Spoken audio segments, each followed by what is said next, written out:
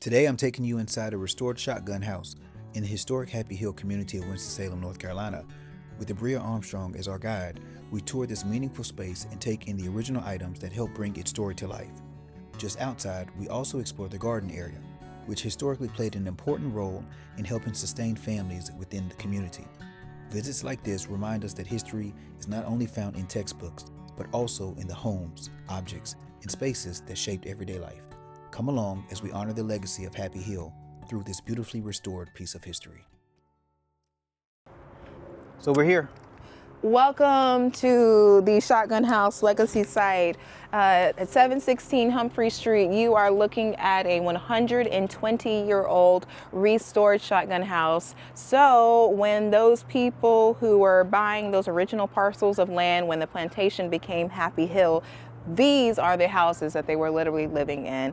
This is what they remembered from West Africa. We'll talk a little bit more about the architectural style. But what I love is that this does not look like what we saw in Old Salem by any means, right? When they got to decide for themselves what it is that they wanted to build, it was this. Yeah. That's what's up. And you know, a lot of times when people think shotgun houses, they may think like Savannah, they may think Savannah, other places, Memphis, New Orleans. Right? But this was just something from even the American diaspora as it relates to Black folks that were staples in our communities. So it didn't matter because all of our collective memory was the exact same thing. There you go. Yeah. That's precisely and even out on the it. West Coast, you had shotgun houses too. So, I believe that. Yeah, for sure. So we were very thoughtful. Actually, let's stop here and talk about this siting even. We're really thoughtful about preserving as much as possible, even come stand on this side. So that's why you see the wood kind of in this state. And actually, it almost makes me want to tear up as I think about it. All of this front was original wood, and somehow one of our contractor subs misunderstood and literally ripped off all this original siding.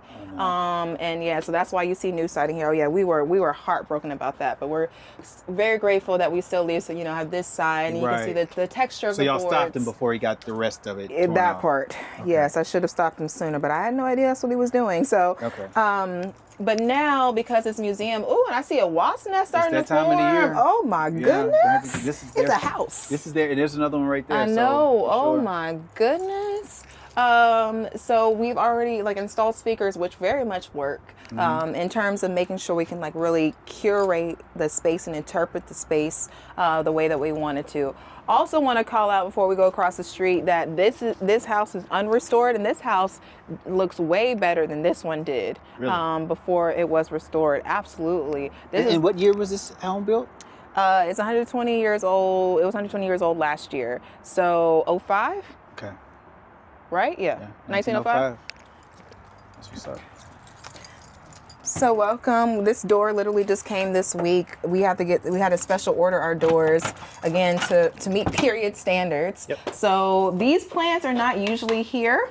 But we need to plant them outside, and so forgive that. But here we are. Here we are. A house that was built in 1905. That's shotgun it. House. By Black folks, for Black folks. So here are some of those the original photos, archival photos of literally what this street would have looked like. This photo is 100% from Happy Hill. But you see the porch. You see the door with the one window, and I have called our contractor about the beeping because there's no reason why that hardwired smoke detector should be beeping. So I am sorry. Do not think I'm a typical Black person who doesn't know how to put batteries in a smoke detector. That is not what's going on here. I raised the flag. So this room was the bed. So that room would have been the living room. Functionally, I'll share this. Functionally, that would have been the living room. This is the bedroom, which is why you see some things in here that speak to that. Okay. And then the back room, of course, is our kitchen. And so within each space is different curation talking about activism in food and how that goes together. Behind you, we're talking about things like Carolina barbecue and how that was important. And I always struggle to pull these up, but through here you can see our garden, which is out back. And so we were really intentional about thinking. I'm actually the team gardener. I'm an okra girl myself, and so actually you can kind of see behind here some pickled Yeah. items, right? And the more that I garden, the more I understand these things, because the earth really does produce I have so much okra and tomatoes and stuff that I'm literally calling my mom, like, can you please come get these green tomatoes? I've got 10 of them and I don't know what to do. Good problems to have, right? Good problems to have. So all of these photos that you see are real. These are real people. Literally, this is at his parents' house on Liberia Street. We were just there, right? This is so important, because I think oftentimes our young people feel like, oh, if I'm not Rosa Parks, if I'm not MLK, it doesn't matter. Yeah, which we know that that's just simply not true, for sure. Precisely. So we want them to know that their regular, ordinary blackness is enough. So this is literally the old version of Miss Tammy, who we met earlier, right? Literally, the food services staff from the college. So these women and men have been walking from Happy Hill to the creek. Across the creek. There we go. And then here's a very famous photo from our tobacco factories downtown. A black woman. One of these women is actually the mother of one of our city council women. Okay. And here's where we talk about pride and dignity. And this is really important, because these houses look very ordinary, right? You can even kind of see a little piece of it, but y'all know about Sunday best. You know what I'm saying? Like, y'all know we know how to put it on. You know, when the time comes. When the time comes. Were any of these items in some of the shotgun homes? Yeah, so in particular, thinking about Lord, it's not, there's a word, it's like a wedding. There's a word for this, but I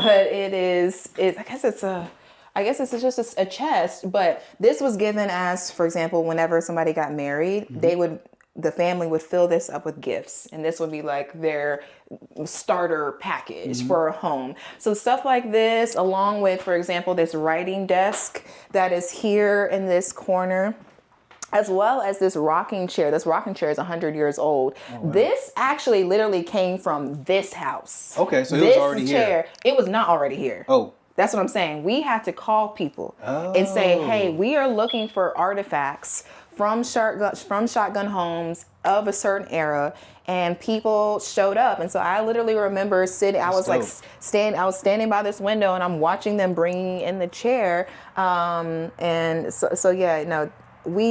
This is why I really want to emphasize that Black people, if you are listening, do not throw away your grandmother's stuff when she dies. Like her furniture and stuff, find ways to repurpose that in your home. Do not throw that away. Like, the most cherished furniture item in my home is a vanity that was in my grandmother's bedroom. Which I'm so grateful for, because had I not grabbed it, a hurricane would have destroyed it. Yeah. And there's so many things like that, right? So this room is about the original plots and homeowners in Happy Hill. Okay. So here you're looking at a Sanborn map from 1927, as you can see. And where we are, I do this every time. I do this every time. Alder, I do this every time. Liberia, I'm fine. Every time. Oh my God. Humphrey, there we go. Here we go. This is us? Yes. Right. 716. That's where we are right now. So yes, this footprint used to have more shotgun homes, which is why you see space between this house and that one. Yeah. Exactly. And here are the names of those folks. Mr. Tim literally lived in this house. He is his family. Is he still alive? Oh yeah, he just did an interview with Fox 8. Okay, that's what's Oh yeah. What's up, Mr. Tim? Hi, Mr. Tim. Yeah, exactly. Very much alive. Yeah. And we'll send him this video. I love it. Yes. And you're seeing where, so these are some of the families, Fosters, Robinsons, and Pattersons, and there's biting again. Okay. And that's a picture of Wade Bidding over there, to kind of to close the loop, you know what I'm saying, on things that we learned and saw along this way. So as you're grabbing that, let me just say, when people are like, why is shotgun house? Shotgun is an Anglicization of the Yoruba term shogun, which Yoruba is a tonal language. You can either mean it to be long, which makes sense, right? Yep. Long, or it can mean to gather, like a place to assemble, aka a house. So it has nothing to do with actual being able to stand in one door and shoot a shotgun. Right. Has nothing to do with that. And shout out to these are like original walls, for example. Some of them we did have to replace like this. And we're grateful for people. Literally, Apostle Eda Jones gave us this. She is a longtime Happy Hill resident. So even if they didn't come from this house, we did very much put a call out to the neighborhood to say, okay, well, what do you all have that we can leverage? So things like hardware like this were on the doors. This is an original door from the house. This is all original, which is why we have this here, because it doesn't really like lock. This used to be the bathroom. We now have it as a storage closet. But this used to be the bathroom, and even that clothesline you can tell from the window, all original stuff. We made sure to keep as much of that as possible. So, and this is I know Cheryl gonna be like, girl, you coming in here shifting stuff around. So let me take you out back. Let's do it. More speakers and probably more wasp nests. Yeah, you definitely have to watch out for that at some point, for sure. Yes. I want to take you over here to the garden. And you said that this is, these are the only 2 shotgun houses remaining in this community, is that correct? I'd say so. There are styles of homes that sort of echo the shotgun house style, but like in a duplex. Yeah. This one right across here might be a good example of that. But this garden, y'all do not judge us. Actually, the real gardeners won't judge us because they know that it is late March. Well, they may not know that when you post this, but y'all, it is late March, and the real gardeners know there's still potential for another frost. Yeah. So you don't want to do nothing yet. But this is our community garden. And why I'm bringing this up is in Old Salem, we were looking at all the plants, right? And thinking about the pollinators. So for us, what we do here in this space, and again, me as the chief gardener, for lack of a better term, we think about our heritage crops. Like what would they have grown here back in the day? So it's things like, black-eyed peas, like okra, like peppers, right? It's all tomatoes, all those sorts of things. So we very much try to live the culture in this way. And so if you were to come back in literally a month, these boxes would be full of seedlings and the like. I need to go ahead and plant my little flag in the boxes so that I still. Oh, did I just walk through a spider web? Lord, yeah. Lord. Now it would be obviously pretty consistent that every one of these shotgun homes would have a garden in the back. Yeah, absolutely. And that's, what we talk about in the kitchen, of course, is this idea of we were feeding ourselves. And I've learned that the more that I garden and grow stuff, I'm like, gosh, the earth really does provide everything. During the summer, I don't have to buy produce at all, right? At least not vegetables. Fruits, I ain't got time to grow no peach tree. I ain't got time for that. But I will grow strawberries and that sort of thing. And it also allows me, honestly, I love it because my great-grandmother, Granny, she used to have a green thumb and had a garden. So it's also very personal to me and staying rooted to my connection to culture. So what we're gonna do in the future is turn this into an artist pavilion. So think of sort of these translucent materials that we can, whether it's cast the light on. We even talked about turning this into basically kind of like a garage door thing that can lift up and convert the inside to a stage. But this is just evidence of how Black preservation has not been valued. And the reason why you see these metal things here, because it was originally moved down the hill. And that's when I told you it was a floodplain. Yeah. So that's what you're kind of seeing the remnants of, and that's why it's sitting up like this, because it was here and then it wasn't. And how long were these here just kind of sitting before any type of, you know what I'm saying? Any type of care was taken to it? Probably 30, 40 years. Good God Almighty. At least. I mean, I think the last record we have in there is either from the late 70s, early 80s, like on that listing, property record listing.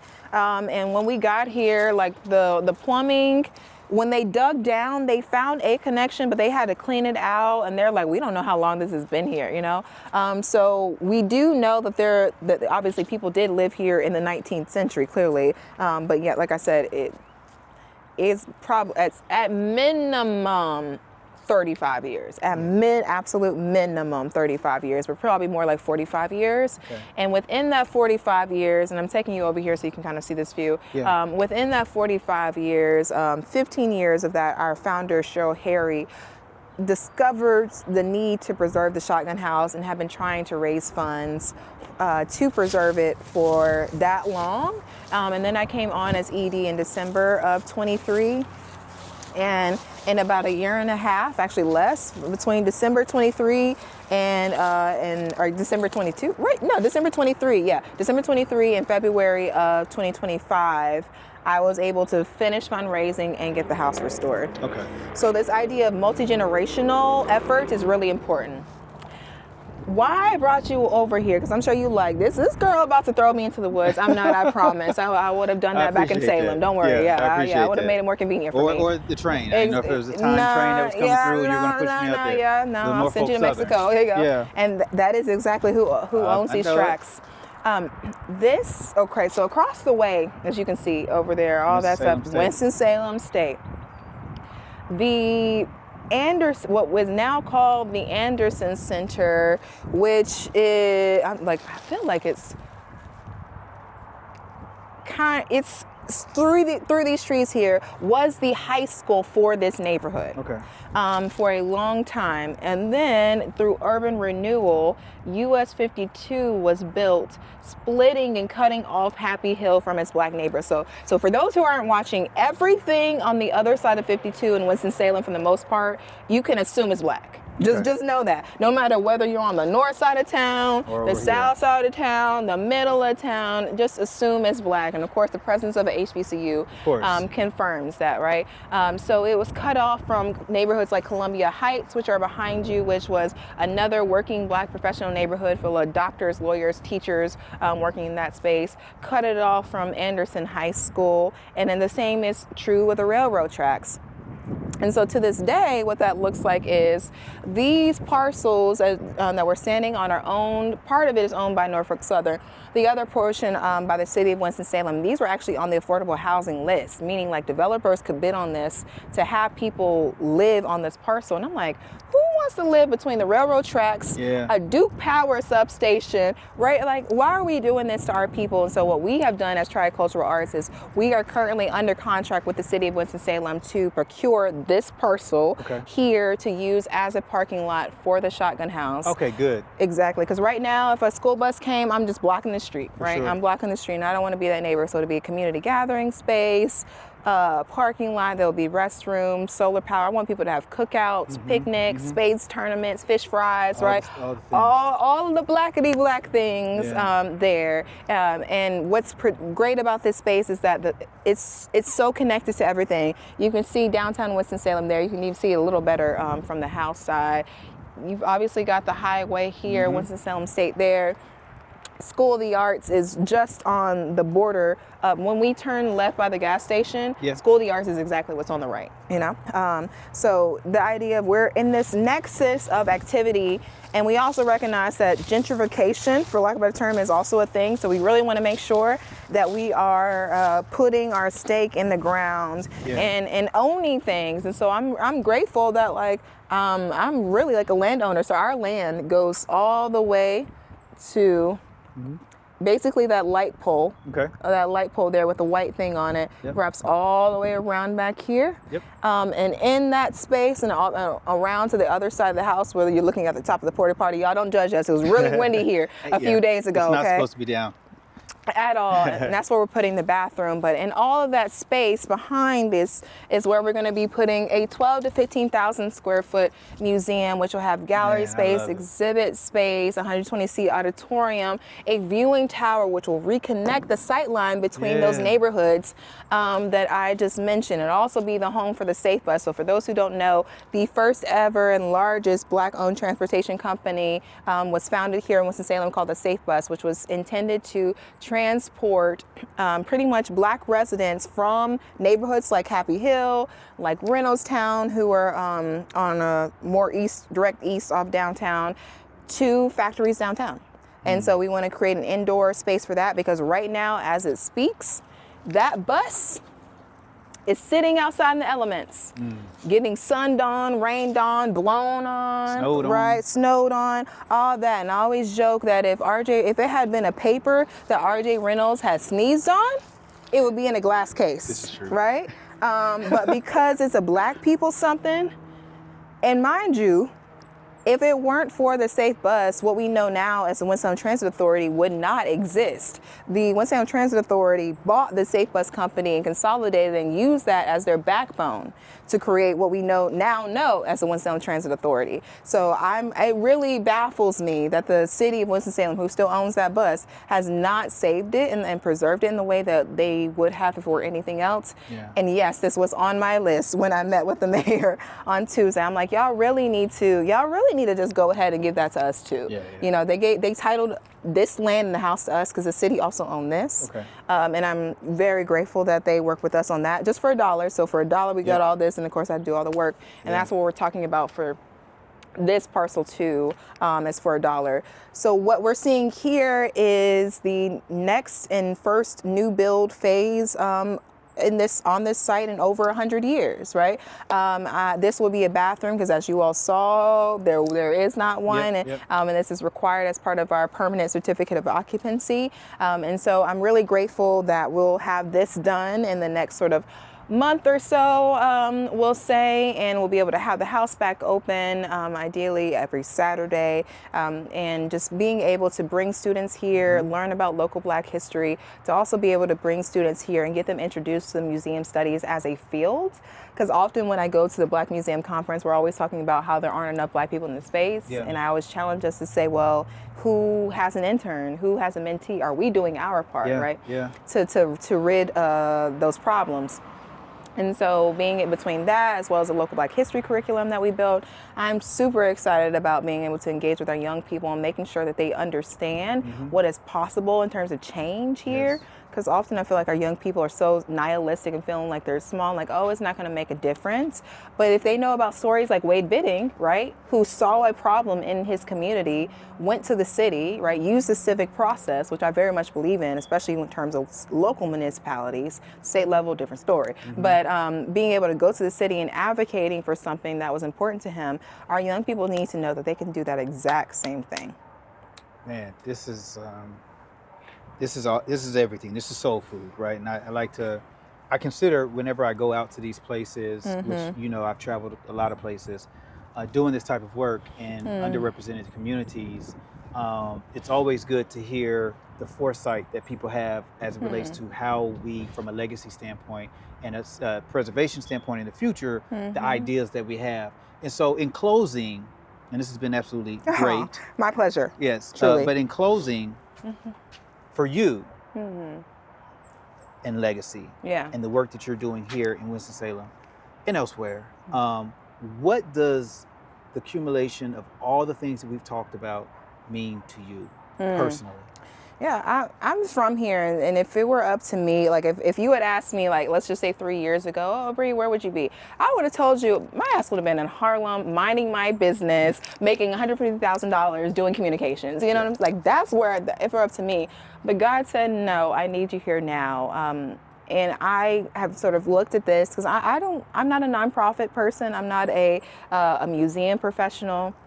I'm a businesswoman who happens to run a nonprofit, who is really a writer in disguise, right? Who's really a writer who had to figure out how to make money.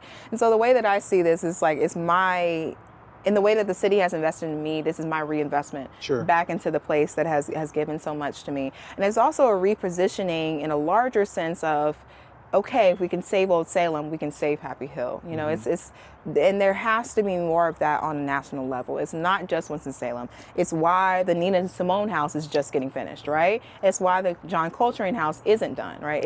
It's not just here. So I really hope that this can be a case study for how local organizations can take on Black preservation, build coalitions in order to move the project forward. Because I couldn't have just done this with Black dollars, right? I needed everybody from all sides of the aisle, which has been its own story, right, of understanding what's important to people and how to build those bridges thoughtfully without losing yourself in the process.